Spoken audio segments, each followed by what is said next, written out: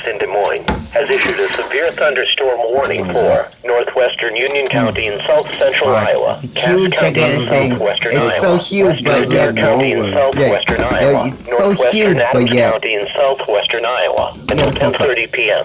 At 9:31 p.m., a severe thunderstorm was located 11 miles east of Griswold, or 15 miles northwest of Corning, moving northeast at 45 miles per hour.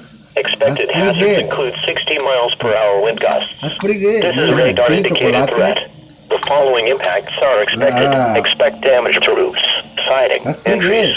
Locations impacted include Atlantic, Greenfield, Corning, Griswold, Lake Icaria, Anita, Fontenelle, Lewis, Orient, Messina, Cumberland, Bridgewater, Martin, Wyandotte, Carbon, Greenfield Municipal Airport, Lake Icaria State Park, Nodaway Park, Lake Anita State Park and Anita Municipal Airport. This includes interstate age between mile markers 50 and 72. For your protection, move to an interior room on the lowest floor of a building. To report severe weather, contact your nearest law enforcement agency.